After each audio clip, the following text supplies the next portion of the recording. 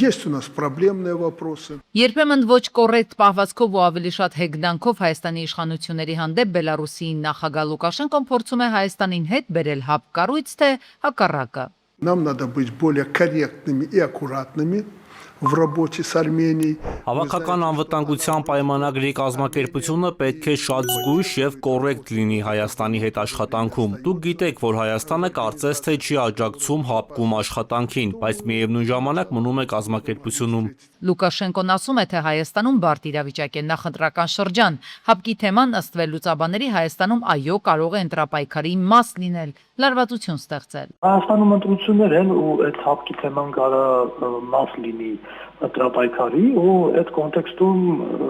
պետք է դա հաշվի առնել, որ պատասխան հայտարարություններ եւ այլն որ չլինի, հատկապես Բելարուսը, որը ասենք երկրորդ էլ է Ռուսաստանից հետո ակտիվ անդամ է կազմակերպության, իրանք ինչ որտեղ շահագրգռված են, որ այդ կոնֆլիկտը Հայաստանի հապկի հետ կապված չխորանա։ Լուկաշենկոն սակայն չի հիշատակում, որ ինքը նույն կառույցի անդամ պետության ղեկավար լինելով չարձագանքեց 2022-ի Ադրբեջանի ռազմական ագրեսիային Հայաստանի դեմ, երբ հայկական կողմը զոհեր ու վիրավորներ ունեցավ խաղաղ բնակչության ու զինվորների շրջանում։ 2022 թվականին ունենք կոնկրետ իրավիճակ եւ իմ կարծիքով հապկի մեխանիզմները պետք է գործարկվեին, բայց դրանք չգործարկվեցին եւ դա իհարկե հանգեցրեց այն իրավիճակին, որը մենք ունենք հապկի հետ հարաբերություններում։ Մենք այժմ չենք մասնակցում հապկի աշխատանքներին։ Պարզ պատճառով մենք մինչ օրս ի վիճակի չենք բացատրել մեր ժողովրդին, մեր քաղաքացիներին, թե ինչու հապկը չարձագանքեց եւ չարձագանքեց ի հեճուկս այն պարտավորությունների, որոնք գոյություն ունեն հավաքական անվտանգության պայմանագրի համաձայն։ Կազմակերպության մյուս անդամները իրանք ռեսուրսներ չունեն, որ ինչ որ ձև այդ իրավիճակի վրա ազդեն։ Պատմական, ինչպես մենք գիտենք, իրանք գալի մասը առնվազն իրանք շատ ավելի մոտ հարաբերություններ ունի Ադրբեջանի հետ, քան նույնիսկ Ռուսաստանը։ Մյուս կողմից Հայաստանի իշխանությունները եւս հետևողական չեն եւ ակտիվորեն չեն էլ բարձրաձայնում, որ Ադրբեջանը ինքնիշխան Հայաստանից տարածքներ է օկուպացրել, դիրքավորվել առավել նպաստավոր կետերում եւ Ադրբեջանի յուրաքանչյուր օկուպացրած տարածքից ջերմուկը Վարդենի Սեսյունիքի տարբեր հատվածներ թշնամու նշանառության տակ են հայտնվել։ Հետաքրքրական է, ում է տեսնում Հայաստանը իր համար որպես անվտանգային երաշխավոր, երբ տարածաշրջանը մերձավոր արևելքը եռում է, ու ձեռքը պետք է բռնի ու օգնություն խնդրի, եթե պատերազմի մասշտաբներն ընդլայնվեն։ Հյուսիսից Հայաստանը կարծես թե ձեռքերը լվացել է, արևմուտքում անվտանգային հստակ երաշխիքներ դեռ չեն տվել։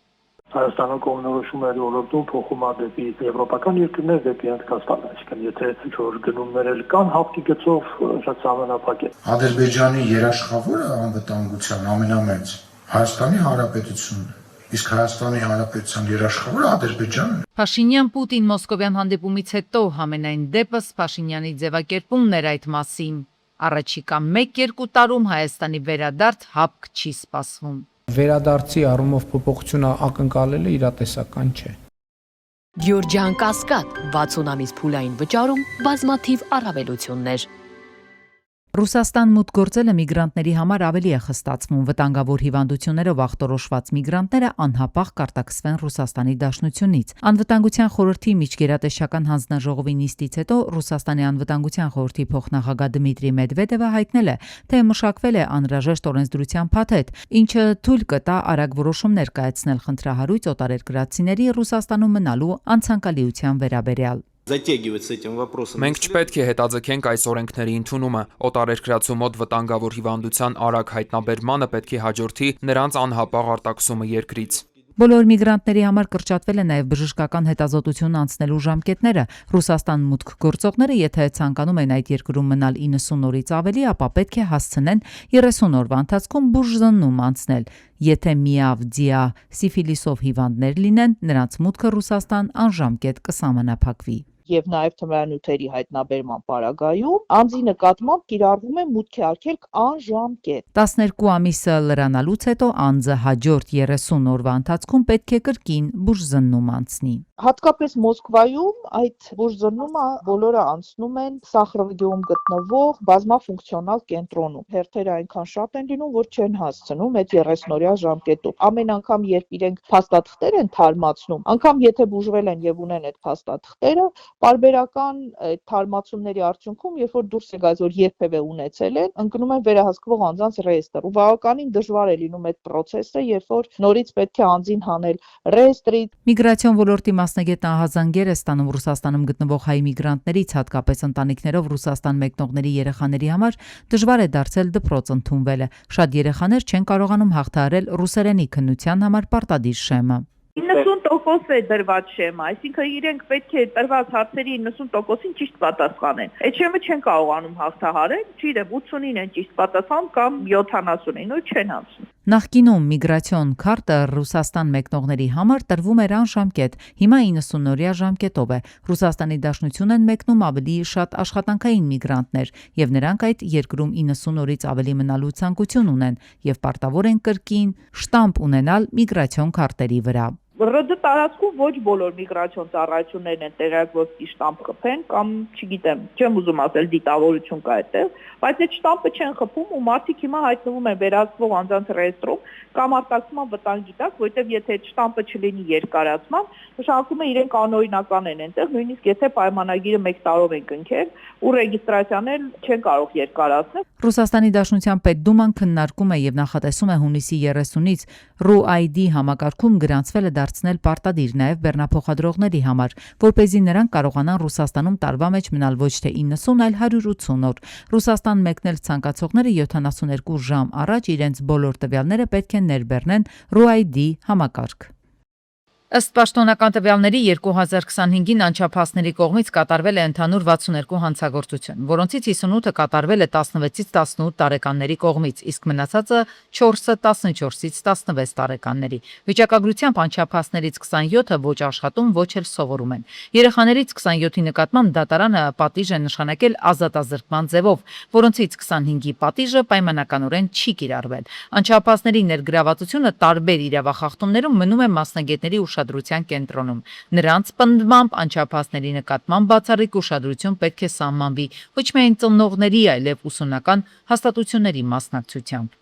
Հսկողություն պետք է լինի նաև ոստիկանության կողմից ներգրավվածությունը, որովհետև շատ կարևոր է յուրաքանչյուր կատարած արարքի շրջանակներում պետք է շտկել եւ ավելի խորացնել հսկողությունն ու վերահսկողությունը։ Մասնագետների գնահատմամբ սոցիալական ցանցերում տարածվող բռնության տեսանյութերը կամ վիրավորանքները տեսնելով անչափահասները սխալ վարքագիծ են կրկնօրինակում, քանի որ դրանց արագ տարածումով երեխաների մոտ սխալ ընկալում է ձևավորվում երևույթի նկատմամբ։ Հիշեցնում են, որ քրեական պատասխանատվության ենթակա է մեղսունակ ֆիզիկական անձը, որի 16 տարին լրացած է եղել հանցանքը կատարելու պահին։ Սակայն կան որոշակի հանցագործություններ, որոնց պարագայում քրեական պատասխանատվության կարող են ենթարկել նաև այն անձանց, ում 14 տարին լրացած է եղել հանցանքը կատարելու պահին, օրինակ ավազակություն, շորթման կամ առողջության դեմ ուղղված հանցագործությունների դեպքեր։ Եթե 14 տարին լրացած չի անչափահասը կատարել է հանցագործություն, ինքը չի ենթարկվի քրեական պատասխանատվության։ Այ սրա հետևանքն էլ պետք է օրենսգիրը մտածի։ Շատ դեպքերում մասնագետների դիտարկմամբ, որքան ցածր մակարդակի վրա է գտնվում ընտանիքի սոցիալ-տնտեսական վիճակը, այնքան ավելի դժվար է լինում անչափահասներին վերահսկելը։ Խնդրից զերծ չեն նաև ապահով ընտանիքների երեխաները, նկատում են մասնագետները, ասում են, իրենք էլ են հակված հակասոցիալական վարքեր դրսևորելուն, քանի որ բազմաթիվ դեպքերը, երբ երեխաների միջև դպրոցում կամ բակում տեղի է ունենում մրցավազք կապված նյութական կարողությունների հետ, որն էլ հաճախ վերածվում է լուրջ բախումների եւ կարող է անդառնալի հետևանքների բերել, այս մասին ահազանգում են մասնագետները։ Մեզ մոտ մարդկանց պարակտում է անգամ բջջային հեռախոսի գինը։ Նշանակում է, որ չեն գործում ոչ պաշտոնական, ոչ էլ ոչ ֆորմալ մեխանիզմներ հասարակության արդյունավետ կառավարման։ Ահա այստեղից նաև բազում կոնֆլիկտներ, որոնք այն ավելի կշատանան մեր հասարակության մեջ։ Մասնագետները փաստում են, միայն պատժողական մեխանիզմներով հնարավոր չէ լուծել այս հարցը, անհրաժեշտ է վաղ փուլում արձագանքող, կանխարգելիչ եւ կրթական քաղաքականություն, որտեղ պատասխանատվությունը կրում են բոլորը՝ ընտանիքը, դպրոցը, իրավապահ մարմինները եւ հասարակությունը։ իշխանությունը։ Էսի ճանապարհի է, դեմա 5-արկանի շենքեր։ Մեջտեղը գոմերն են։ Նոր հաճախորշացված համայնքի Արգել բնակավայրում մոտ 7 տարի է այս պատկերն է։ Գյուղից գալի հատվածը վերածվել է գոմաղբի հավաքատեղի։ Գյուղացիներն ամեն օր պայքարում են, զայրացած են, ասում են դեմ չեն, որ այդ մարդը անասնապահությամբ զբաղվի, բայց դեմ են, որ ամբողջ գյուղում հակասանիտարական վիճակ լինի։ Որ դիմում ենք ինչ անպատասխանանում։ Անպատասխանանում։ Մենակ մեկ չենք դիմում, վերևի 5-արկանի ժողովուրդը դիմում է, կողքը սեփական տները բողոքում է, ստե բողոքում է, անդե բողոքում, ցախ բողոքում են։ Ամբողջ եկան այս հոտը։ Վերևը 5-արկանի շենք է։ Հա, մենք եկել ենք ստեղ որ հանգիստոտ շնչեն քաղաքից, դուս ա գալի քաղաքի օդը ավելի մաքուր։ Գյուղում ապրողների համբերության բաժակը լցվել է, ասում են այս 7 տարիներին մի շարք պետական կառույցների են դիմել, ոչինչ չի արվել։ Իրենց զրույցներն էլ այդ մարդու հետ եւս որևէ օգուտ չեն տվել։ Անասնագոմնա այս տարածքում ստեղ արդեն ամբողջությամբ հակասանիտարական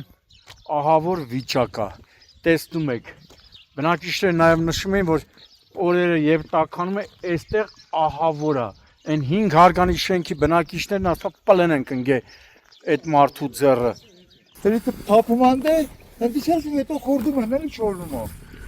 Գալիս են գրոզավիկներով բարձրեն այդ հոտը վաբշե մահը։ Այս խնդրի մասին Կոտայքի մարզպետին է տեղեկացվել։ Նրա հանձնարարականով մարզպետարանի ժամանելու են, խնդրին տեղում ծանոթանալու ու լուծման տարբերակներ գտնելու համար։ Ստե պետք է հոտը զգաք։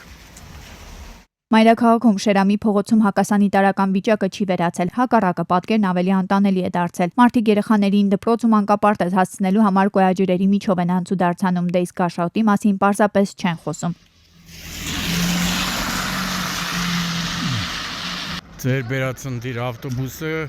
կանգարանում կեղտաջրի մեջ։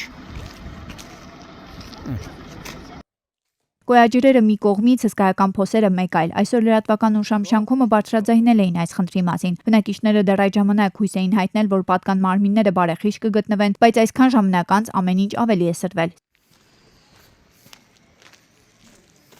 Այս